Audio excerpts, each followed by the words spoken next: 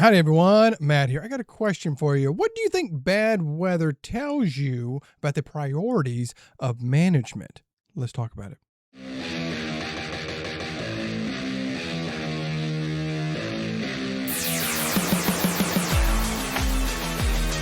All right, everyone. First and foremost, let me introduce myself. My name is Matt. I am Matt the PT, coming at you with another video, another topic of something from the physical therapy world.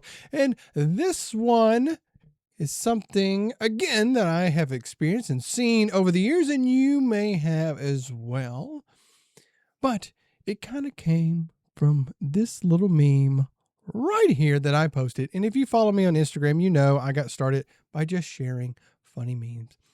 So I posted this because this past week, as of time of recording this, we experienced some winter weather here in the South. We got some snow and ice.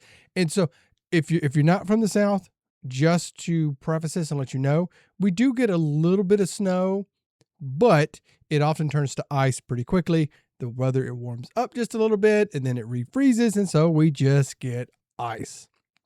Also, we don't have the equipment and stuff to take care of that, okay? And I will say, because you may be going, well, why not? Well, the reason is we only get maybe one snow day a year. Typically, I tell everyone, you can guarantee yourself one day out of the year that we are going to get some winter weather. Now, about every 5 years, we get one that will last a couple days. And maybe around every 20 to 30 years, do we get like a really bad one. We had a really bad one in 2021 and one way back when in the 90s when I was a kid. That was an amazing time. We got to be out of school for a week, but it did suck having to make that week up going into June. Anyway, it kind of brought up this because I shared this meme. And it's based on an experience I had. And I was very surprised some of the things that people were saying. And I just wanted to kind of talk about this aspect because what was really coming out from people sharing this was where the priorities of the management. So the people, not like the clinic directors, but the people way up higher in their companies. And that's what I want to talk about. First, I want to share two stories that I have dealt with. And of course, I want to hear your thoughts and opinions and beliefs, all that down in the comments.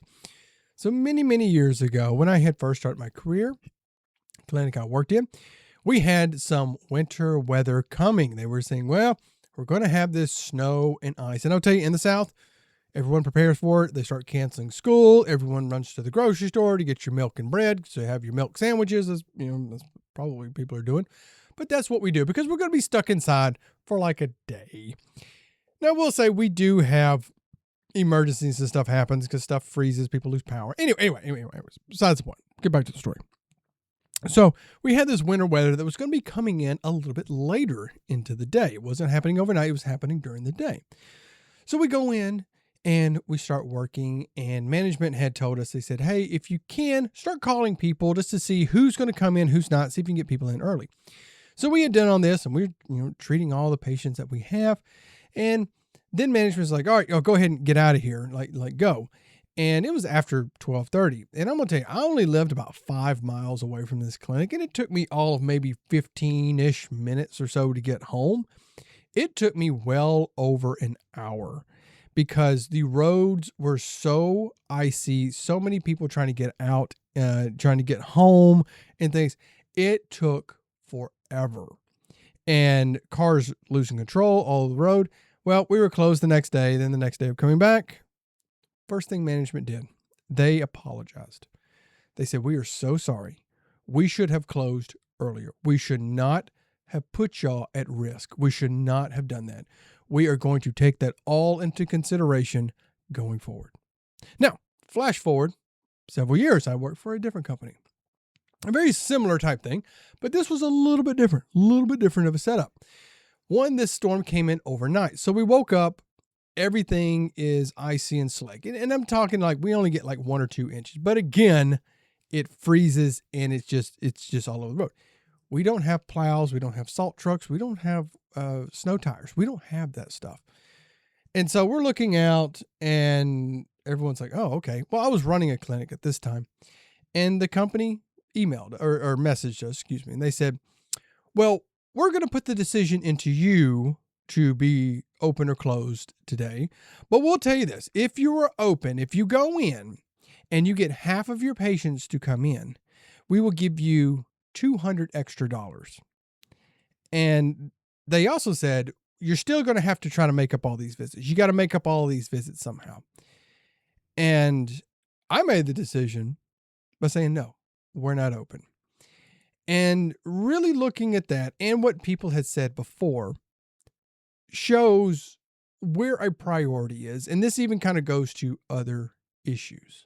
And I would say that priority is more on the revenue of what the clinic is doing, rather the safety of the employees and the patients. Because let's look at back with what the second company did. So they're saying, well, we're not going to make the decision. We want you to do that. So I have to take into consideration, is it safe enough to go? Again, we don't have the stuff to treat the roads. The roads are very icy. Now, if you know me, I grew up a little bit when I learned how to drive up north. So I learned how to drive on ice and snow. Okay. You take it easy. If you don't feel safe, you just don't do it. You just take it easy. Okay. Well, here in the South, people don't learn how to drive on snow. They don't do that. They think, well, I got a 4-wheel drive truck or I got this. I could just do whatever. So I tell people, don't get out in it, not because of the fact that you don't know how to drive in it. It's that other people don't know how to drive in it. Okay. So putting the decision on me to say, okay, should I go in or should I have the other people come in and risk their own safety, risk them being hurt through something that they may not have no control over. Somebody could lose control of a car. And we hear about this stuff that happens where 18-wheelers lose control in icy weather, cars losing control, and people being hurt or killed in it. Next, the other part of that, we want you to get half of your people to come in, half of the patients to come in. So not only do I have to go in and risk all of that, I have to try to convince so many people to come in. And that puts patients at risk.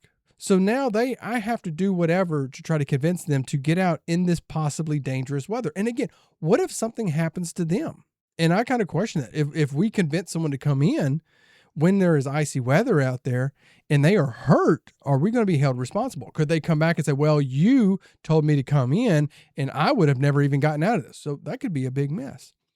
But so I have to convince these people to risk themselves to come in.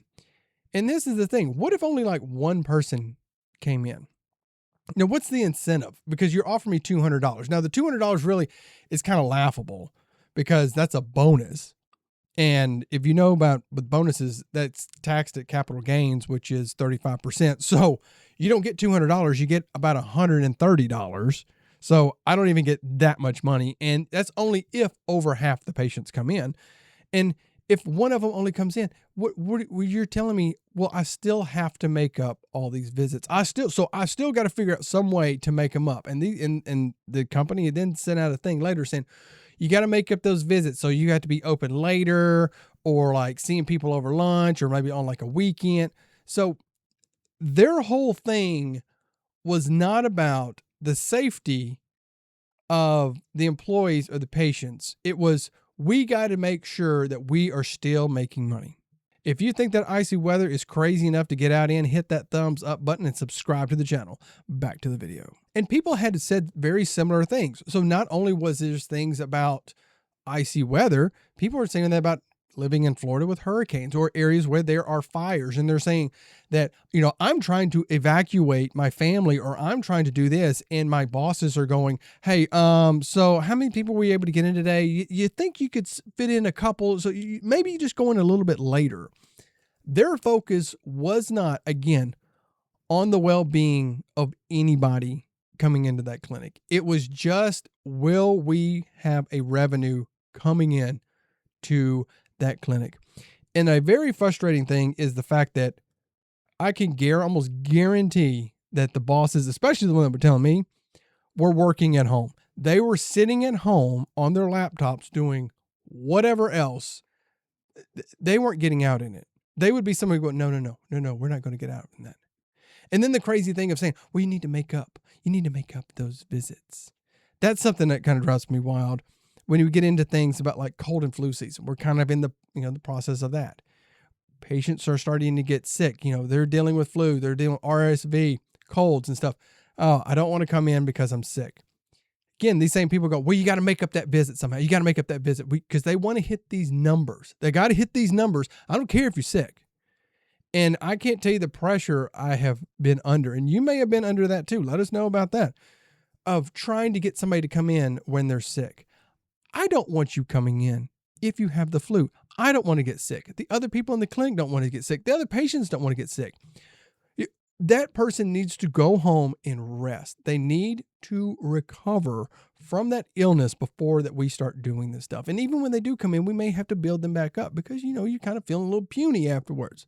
And that thing of making up the visits bothers me as well. To say, okay, well, you're supposed to have 10 people today and only 2 people coming. You need to try to fit those 8 in somewhere else because it's just numbers on a sheet. And I guarantee you, I'm going to say this. I have seen it one time when an upper management person stepped back into a clinic to see somebody and they only saw one person. That's something. If you want to make up the numbers, how about you help step into the clinic and help shoulder some of the burden? It's easier to point and say, go do this, go do that, rather than saying, hey, I'm going to step down here and I'm going to do this, which is also funny because these are very often leaders that will show those pictures, things like this, where, there's that person that's just barking the orders, but like a manager's the one right out in front. They never jump down there and do that. Now, granted, there's probably some. I haven't worked with one in quite a long time that will have ever have done that. But that's how it goes. And I think this really, really shows something. And I think it's something that if this goes out, if you're an upper level management person to a clinic, you need to be considerate about that. Think about that. Think about your patient's safety. Not just patients, the employee safety. Those people that are working, what they are dealing with because of what you were telling them. To tell them, you need to have that clinic open today. Even if it's icy and dangerous and you could be hurt and your patients could be hurt coming in, you need to be in there. Take into consideration other things. If you have children are out of school. Now, what do I have to do with my kids while they are out of school? And what do we do with them? Maybe bring them with them to the clinic? They're going to be bored to tears. They're going to be getting into everything. What do I do? Think about this whole thing. Again, what about patients? Well, all my kids are home. What am I supposed to do to take care of the kids? What if I don't have power due to some, issue that goes on? It's like all of that human aspect. The human aspect gets lost of being considerate of those people and what they're going on, where it's like, no. You're just a machine. You, the employer, are just a machine that pumps out the product. And that product is the numbers that are coming in, which are the patients, that you're just getting them in, getting them out, getting them in, getting them out. I don't care about the human aspect of it. It's just the numbers. We got to get these revenue and we just got to do that. And I'll tell you, that's what burns out people. And it will start pushing people out. It's these little things. I will say that. It's little things that employees and people will find that when they are shown that you are considerate of them. So, hey, it's dangerous outside. Take care of yourself. Make sure your patients are safe. And I'm going to make sure that you're safe. I talked about Christmas parties in the past. It's little things like that. Hey, we are recognizing you as people. We're going to do this stuff. It's little things like that that could go so far. Anyway, I hope that you are thawing out with this weather that is going on. And with all that being said, let me know your thoughts, opinions, beliefs, all that down in the comments. Have you had that happen? Have you had management go, well, yeah, we have a tornado going on, but, I think can you fit 3 people in? Have you had them say, well, you missed that day because the power was out, or that you had that, that hurricane hit or everything burned down, but you can see people out in the tent outside. Have you had stuff like that? Share the story. I'm very interested to hear it. Let's all talk about that. If you enjoyed the video, hit that thumbs up button and subscribe to the channel. It doesn't cost you a copay.